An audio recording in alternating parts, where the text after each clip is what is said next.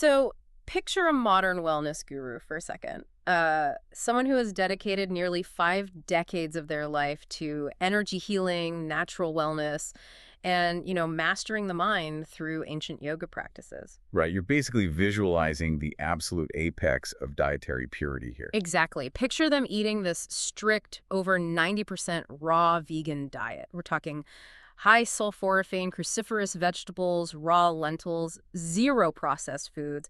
They won't even touch a single cup of regular coffee. Like the kind of person who essentially embodies all the rigid rules of the modern wellness industry. Yeah. Okay, let's unpack this, because I want you to picture that exact same yogi looking you dead in the eye and calmly but vehemently defending the carnivore diet, Wow. telling you that eating nothing but meat might actually be a valid path to spiritual enlightenment. I mean, it completely shatters the entire framework, doesn't it? It really does. We are just so conditioned to link spiritual elevation with plant-based purity. So hearing a master yogi defend an all-meat diet, it just feels like a cognitive paradox. It's a huge paradox.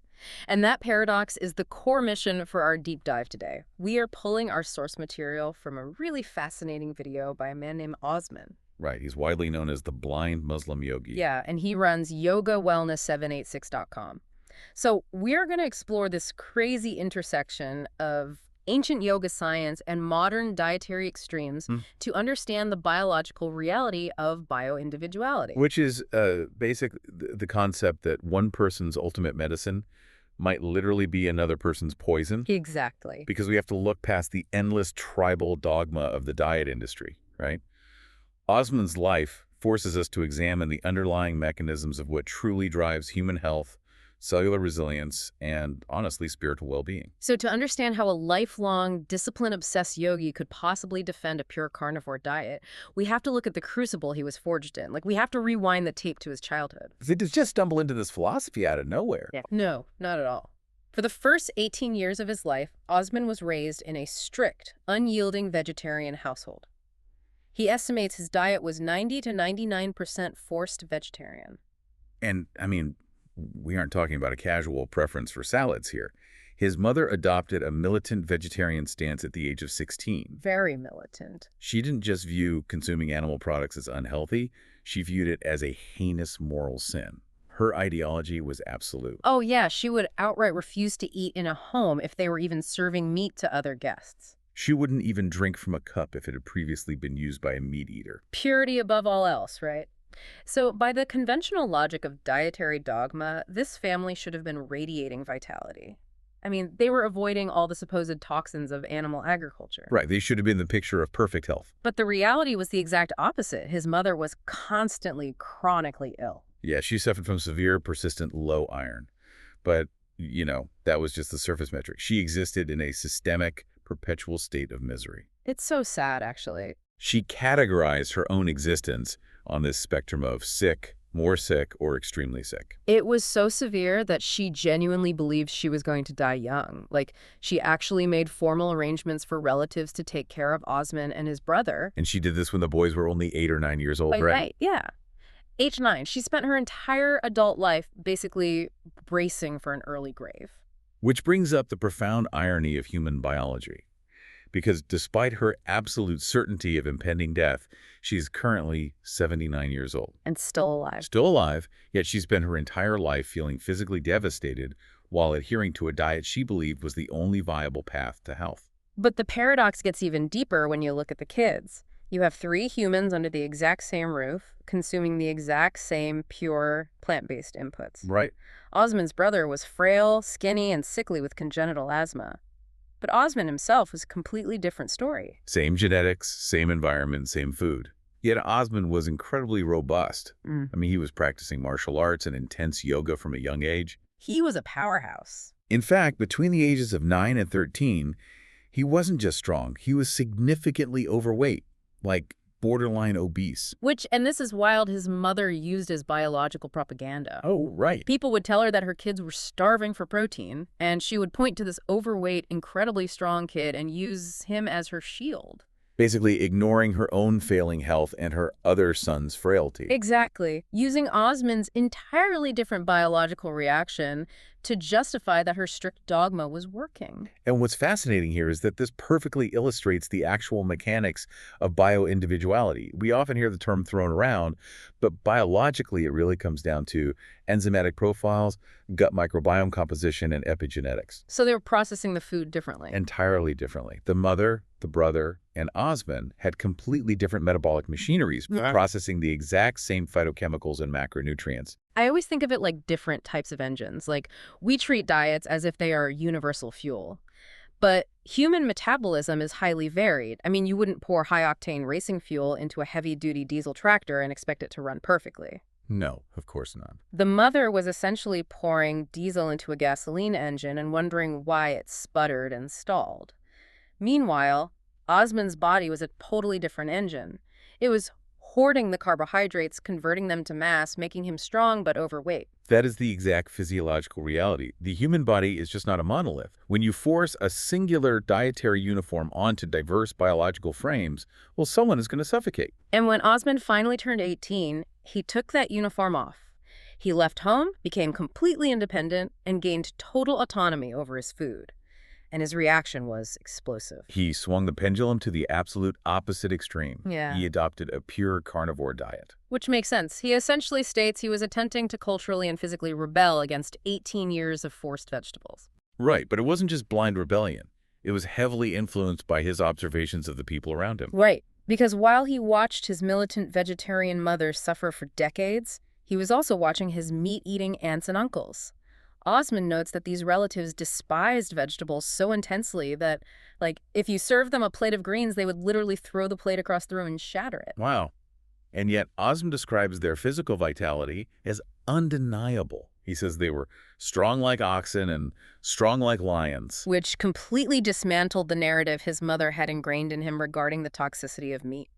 So Osman adopts their diet. He goes full carnivore. And his own biology thrives.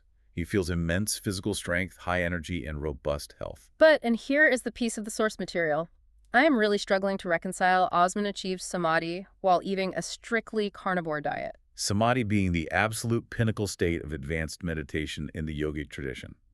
A state of total absorption, clarity, and union. Okay, I need to push back on this a bit, because every single piece of literature on advanced yoga and meditation insists that profound spiritual states require a complete lack of physiological friction. Right, the traditional view. Yeah, the dogma dictates that meat is heavy, inflammatory, toxic, that you basically must be vegan or strict vegetarian to achieve the lightness required for enlightenment. So how is his body processing a heavy meat diet while his mind achieves ultimate clarity? Well, we have to separate the moral philosophy of yoga from the biological mechanics of the human body. Osman's experience proves that the body is a masterclass in metabolic adaptation. Okay. When you switch to a pure carnivore diet, the stomach naturally upregulates the production of hydrochloric acid to break down heavy proteins. The microbiome shifts entirely. So the body just adapts to the new fuel source? It doesn't just adapt, it alters its entire energy pathway. A strict carnivore diet pushes the body into deep ketosis. The liver begins producing beta-hydroxybutyrate. Wait, that's a ketone body, right? Exactly. It's a ketone body that happens to be an incredibly efficient fuel for the brain. Ketones actually act as signaling molecules that reduce neuroinflammation. Meaning the quote-unquote friction the yogis warn about disappears once the body achieves metabolic homeostasis. Precisely. The dogma says meat creates physical lethargy.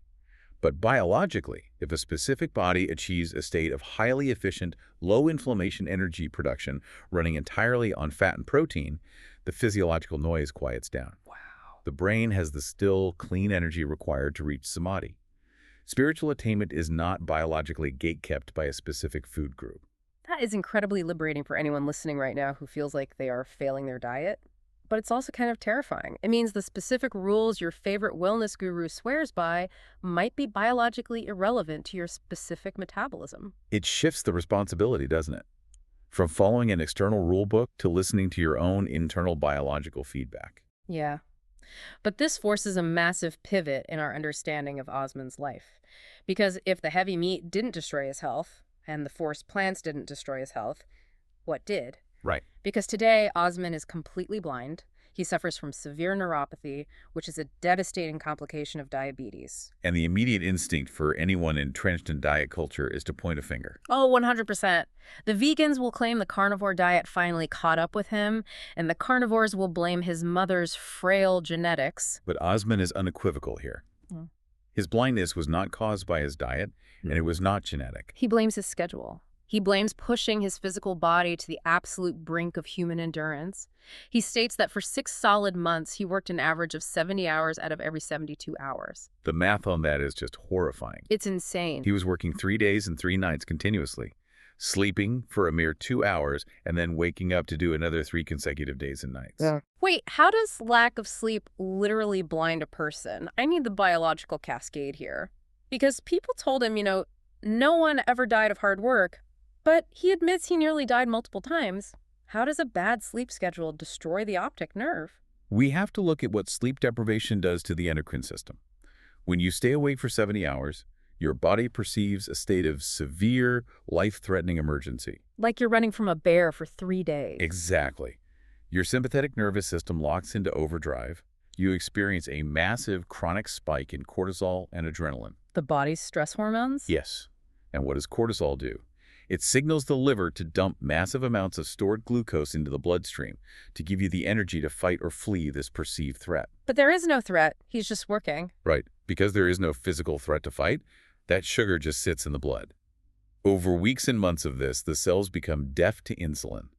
You develop severe insulin resistance entirely driven by stress, completely independent of what you were actually eating. So his blood sugar was perpetually elevated because his stress hormones were constantly redlining. Exactly.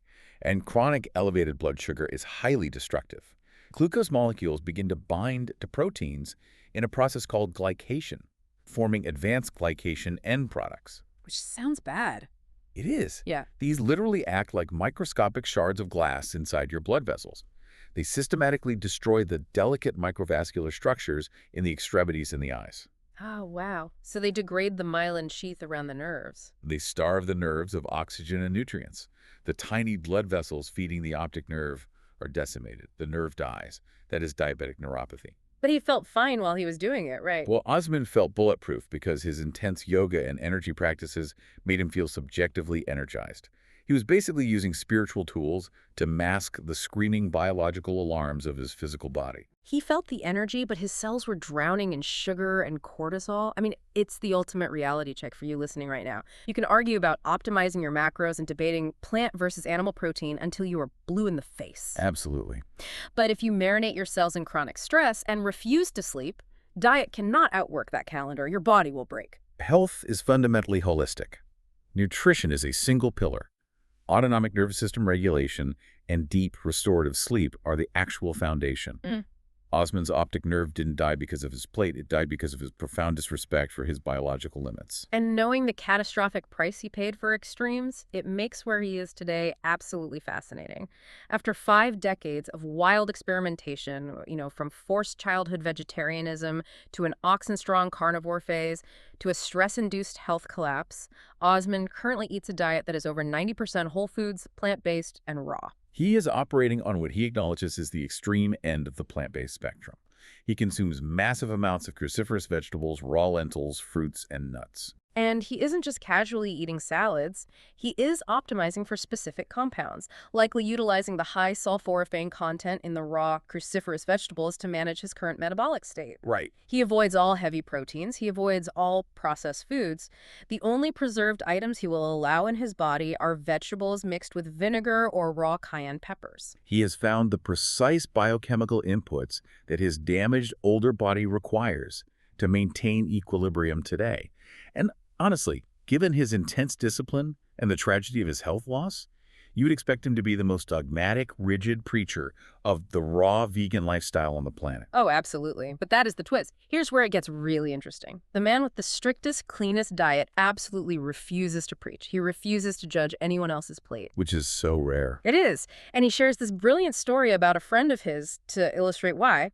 Osman has a friend who is obsessed with fast food, specifically Kentucky Fried Chicken. And not just the chicken, this friend specifically loves eating the fried skin. Osman, understanding the lipid profile of deep-fried fast food, gently suggested to his friend that perhaps he should skip the skin once or twice to avoid the heavy load of saturated fats and oxidized oils. And the friend immediately shut him down. He told Osman, "No way, the taste is in the skin." And most wellness advocates would view this as a moment to lecture, right? To say in clinical studies on arterial plaque. Oh, for sure. But Osman's reaction is profound. He immediately dropped the subject. He let it go entirely just to save the friendship. Because Osman possesses a level of self-awareness you rarely see in the wellness space.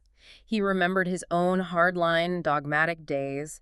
He openly admits that when he was younger, if someone had dared to criticize his food choices, like if someone had told him not to eat the KFC skin, he wouldn't have debated the science. No, he would have drawn a line in the sand and cut that person out of his life It ha- forever. It is a masterclass in understanding the psychoneuroimmunology of human connection, the psychological stress of dietary tribalism, the social isolation that comes from extreme orthorexia. They can often do more biological damage through chronic cortisol elevation than eating a piece of fried chicken skin. He's advocating for personal autonomy over dietary panic. He's basically saying, I eat this extreme raw vegan diet because it is the specific medicine my body needs today. But if eating meat is the medicine your body needs, I will defend your right to eat it.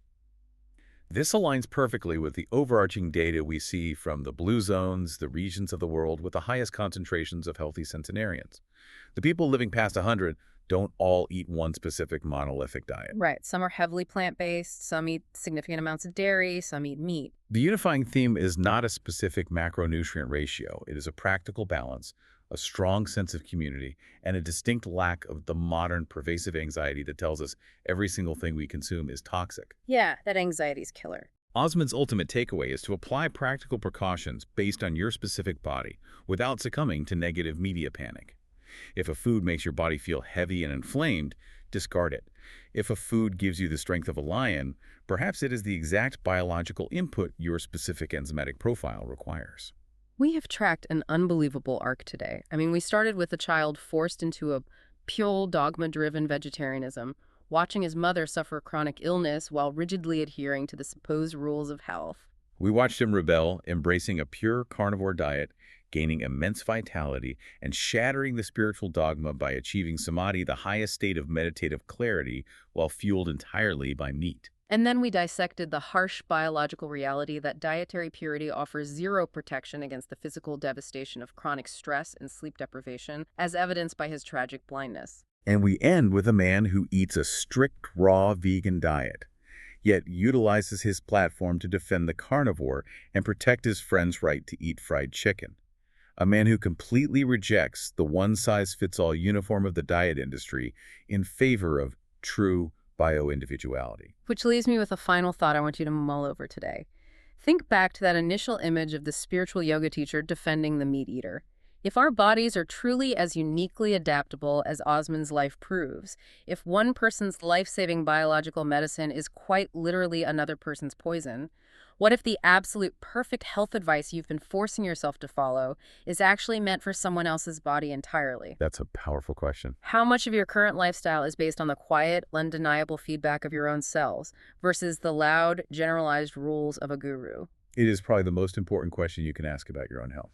Well, thank you for joining us on this deep dive into the source material. If you want to explore more of Osman's fascinating perspectives on ancient science and modern bioindividuality, you can find his work over at yogawellness786.com. Keep questioning the dogma, keep listening to your body, and we'll catch you on the next deep dive.